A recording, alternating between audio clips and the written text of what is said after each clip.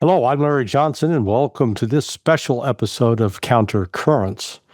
Instead of interviewing one of the more notable people I know, I want to talk today about what's really going on in Venezuela. Try to put this into perspective. All of this is taking place against the continuing drama, kabuki theater regarding a Donald Trump peace plan for Ukraine. And I may talk about that a little bit at the end. But that peace plan is dead on arrival. It's going nowhere. But with Venezuela, there's something else afoot.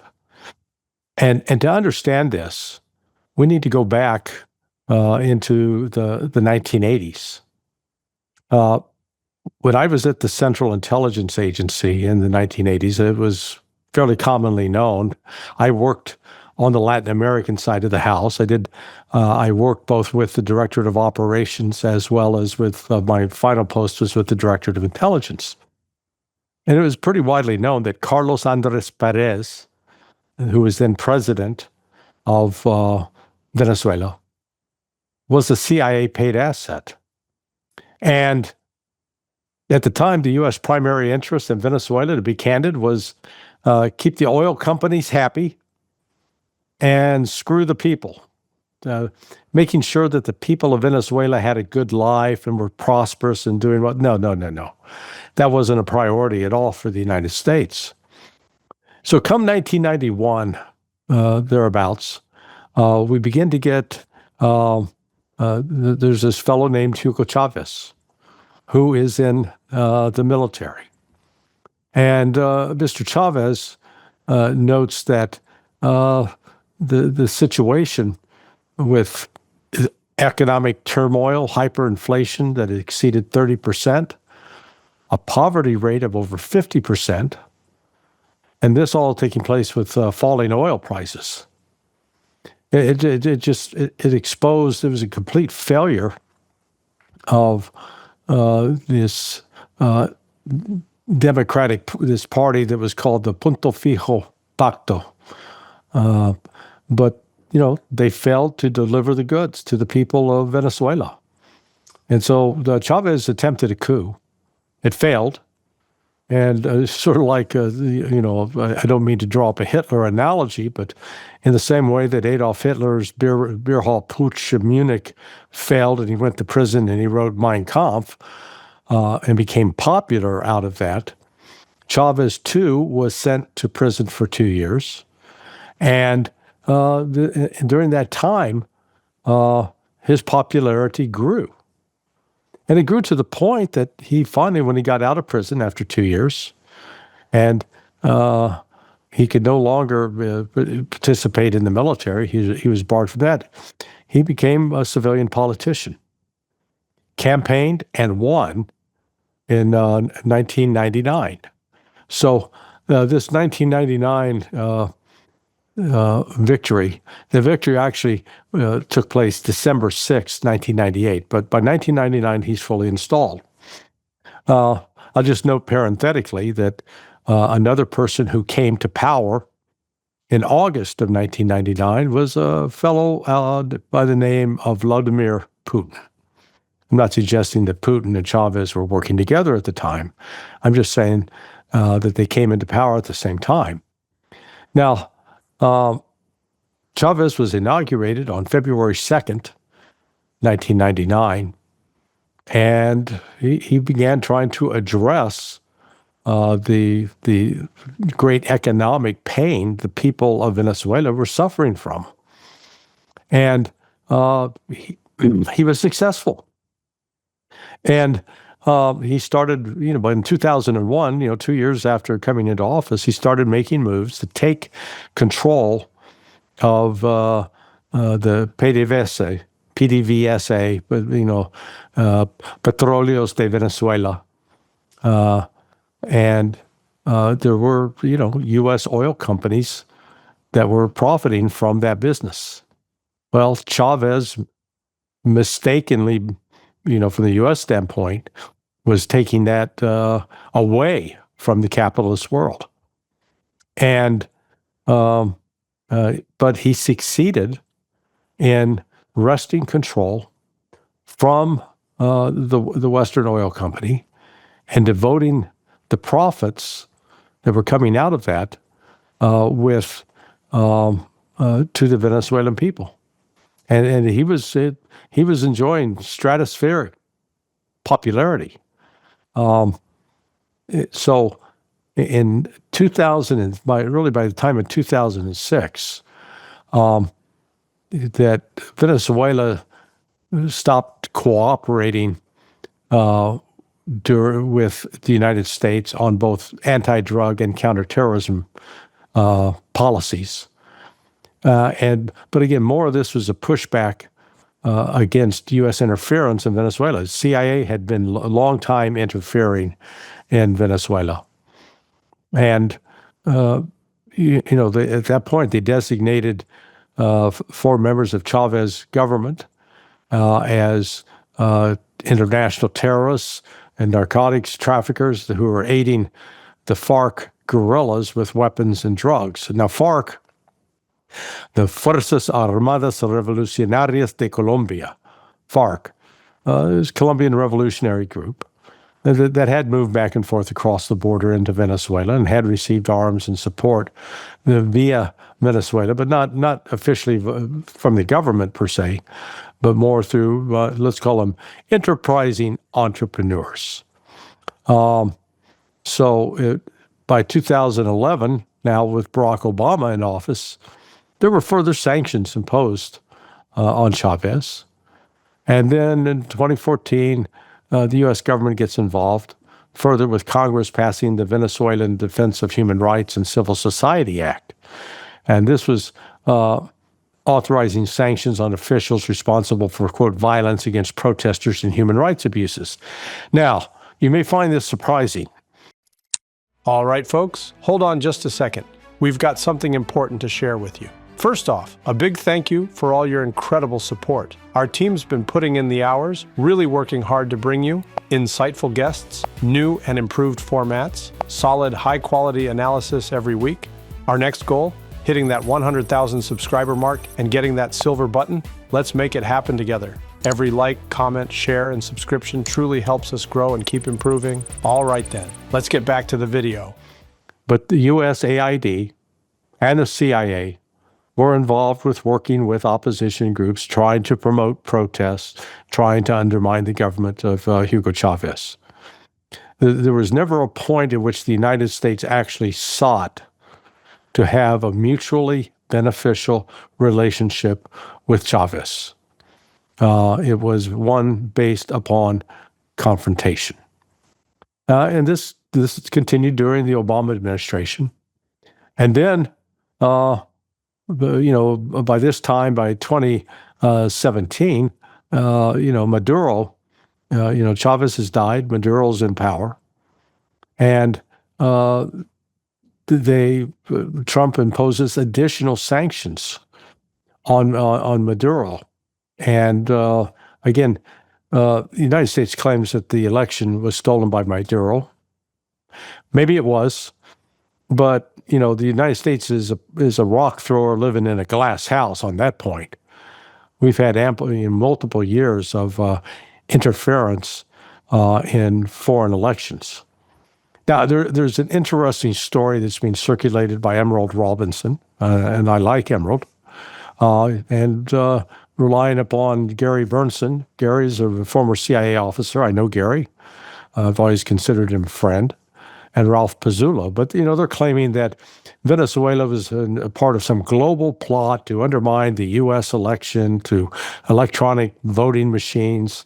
Look, this is all nonsense. If anybody was involved with developing voting machines, electronic machines to manipulate elections, there was my old organization, the Central Intelligence Agency. It wasn't Venezuela. Venezuela actually was not out campaigning to interfere in the affairs of other countries. It was really fighting back against what was persistent interference from the United States. And this has continued up to this day. Now, the term we've heard a lot about, Tren de Aragua. Tren de Aragua is allegedly be some massive, drug trafficking organization.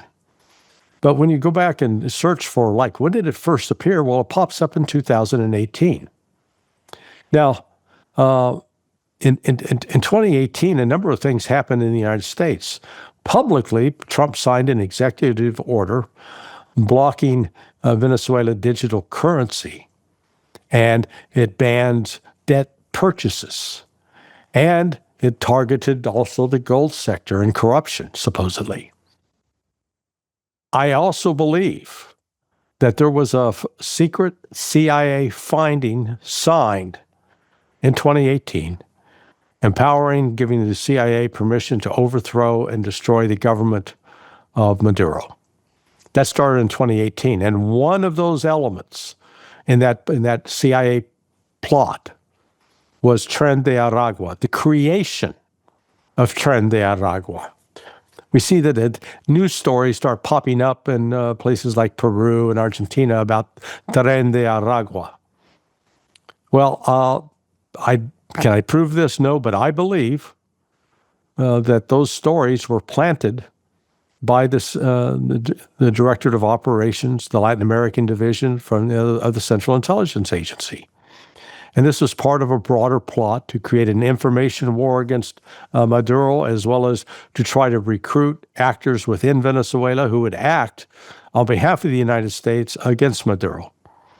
And we had, the open recruitment of Juan Guaido, and declaring that he was the legitimate president of Venezuela, and bringing him to Washington for Trump's State of the Union address.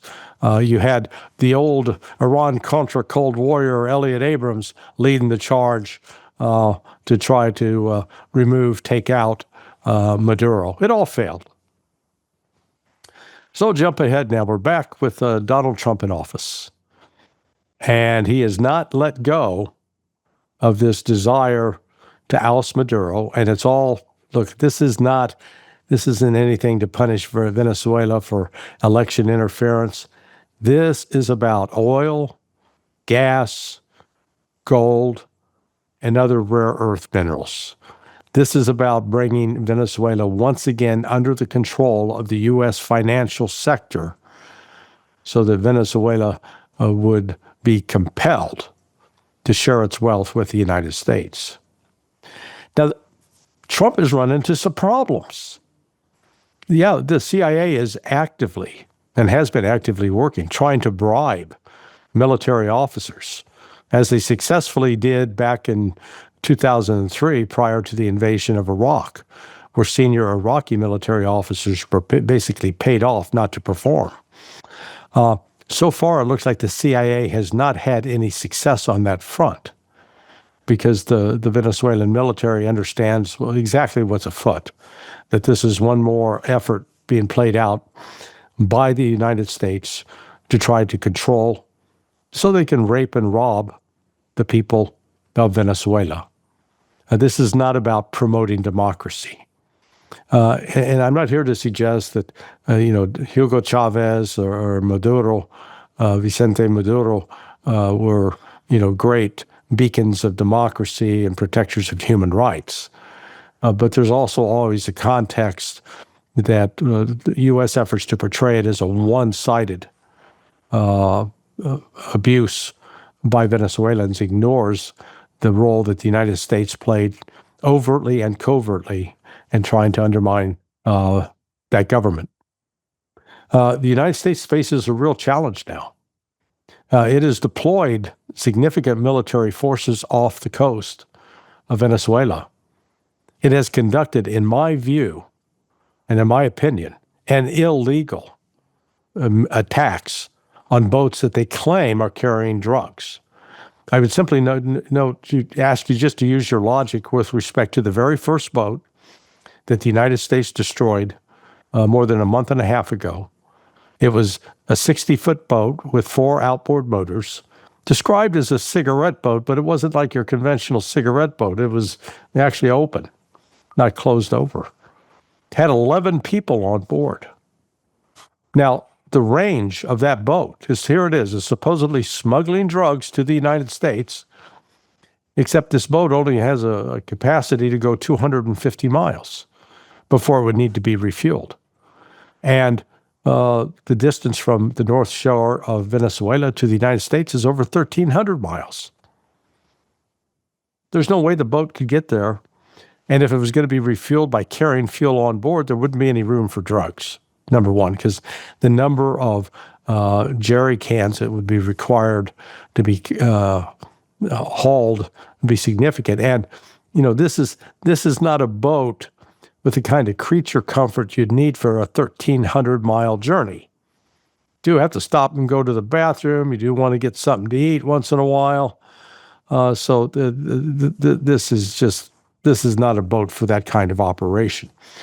Is there a lot of smuggling activity that goes on down in that part of the world? Yes, absolutely. Cigarettes, liquor, other electronic items. Yeah, there is a lot of smuggling. But given my experience working with U.S. military special operation forces, starting in actively scripting exercises in 1994, I saw hundreds, really more than 200 examples of rules of engagement for possible operations.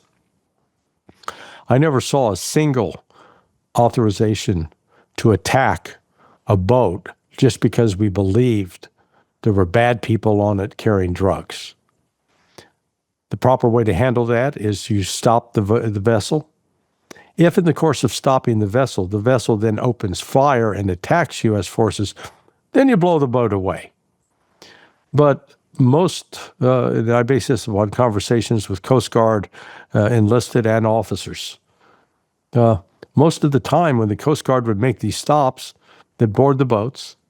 And if they discovered contraband, illegal drugs, they'd seize the drugs and arrest the crew. And then they would be given a chance to cooperate or go to prison. That's the right way to do it. Just killing, extrajudicial killings without any kind of due process it may feel good, but it's wrong and it's evil. And Donald Trump, right now is trying to make an issue of, there have been 6 members of Congress, at least one of them is, a retired naval officer, and, they basically called upon U.S. military personnel. If you're given an order to go out and kill people on boats that have not threatened to kill you, they haven't said it this explicitly, but this is the essence of what they're saying. They're calling upon U.S. military to disobey those orders. That is an unlawful order. I would argue it is an unlawful order, and that those personnel should refuse to carry it out. But unfortunately, we've got too many sheep in the U.S. military who are willing to kill people that are likely just fishermen, who are not drug traffickers and who are not kingpins. But this killing for killing's sake is unfortunately part of the death cult that the United States has become, and it's wrong. The urgency about trying to carry out a military operation against Venezuela is running into problems. Number one, when you alert the size of military forces and try to keep them actively engaged, their readiness level declines over time. That's number one. As I've commented on other podcasts, I saw the U.S. went through a similar phenomena trying to take out Manuel Noriega, where then more than a year before we launched the invasion of Panama in December of 1989. Even before we did that, there had been efforts by the CIA to both entice, suborn members of Noriega's government to turn against him, as well as to create incidents that would provoke a response from the Panamanians that then we could use to justify attacking. And I saw this firsthand. The Panama analyst sat right behind me in my cubicle at CIA. And she was very actively involved in getting briefed by the DO what they were doing, because this was an organized effort to overthrow a guy that we had recruited, that had been run by the CIA Manuel Noriega had been a CIA asset. So let's not pretend that he was just some authentically evil bad guy that just came out of nowhere. Well, we're trying to do the same thing in Venezuela, but with not much success. And I'm sure there are at least some smart people at the Pentagon, at Southern Command, that can look at a map and realize Venezuela is a country that's twice the size of Iraq. It is a country filled with mountains, tropical jungle, tropical rainforest, very difficult terrain to traverse, with rivers, wetlands, swamps. So if you go back and compare our operation in Iraq in 2003 with 130,000 troops, even though the United States took control of Baghdad fairly quickly within 5 to 6 weeks, it did not quell or control the population. Civil order broke down, and the Iraqis started an insurgency. In my judgment, if the United States were to try a similar operation in Venezuela, we would face a far more severe and lethal insurgency by different guerrilla elements in Venezuela and those who would come from Colombia and from Brazil. The other thing to recognize, though, is unlike the 130,000 troops we had mobilized that entered Iraq in March 2003, right now we only have 18,000 troops, mostly Marines, parked off the coast of Venezuela. That force is not big enough or strong enough or capable enough to enter Venezuela and take control of key roads, key sites. In fact, it's worth noting that Venezuela militarily far more capable than the Houthis. They have if you will, a historical tradition that these guerrilla movements can melt into the jungles and then come out and attack and destroy U.S. targets and U.S. personnel. The fact of the matter that Venezuela is twice as large as Iraq, and that we actually don't have a force comparable to what we used in Iraq, tells me that this is just either it's silly saber rattling on Donald Trump's part, or if he is actually intent on inserting U.S. military forces, it will be the end of his presidency. It will turn into a military disaster, a debacle. And those officers in the chain of command who go along with this will be guilty of misconduct and of following an unlawful order. This attempt by the Trump administration to bully military officers who are, even those who are now retired, because they simply speak up and point out that in this particular case, what's being done off the coast of Venezuela is illegal. It's not authorized under U.S. law, but it's being done. And when it's being done in the name of the American people, it implicates as well the American people in what I consider to be a war crime.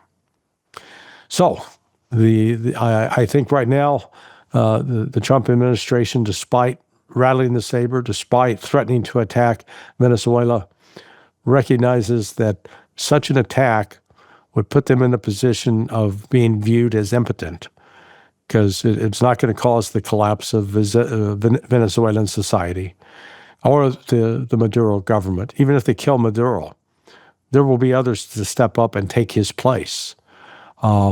The prospects for a civil war in Ukraine, in Venezuela at that point, would be very significant. So I think we're going to see Trump try to move for a more negotiated escape plan to try to cut a deal with Maduro. I don't know if that's possible, but the effort to get Maduro to flee and to give up power in Venezuela I think is going to fall short. I hope you found this worth your time, at least give you something to think about, to put these activities in context. Please hit the like and subscribe button. It does help grow this channel. And I will, from time to time, try to come out with additional monologues or analysis of key events. Right now, if you're watching the circus that's surrounding the Trump peace plan with respect to Ukraine, I think that's also a dead end. I may come back on air later this week to talk about that. Meanwhile, I wish you well. I thank you for watching. Hit the like and subscribe button, please. And I thank you for your time. I'm Larry Johnson, and this is Countercurrents.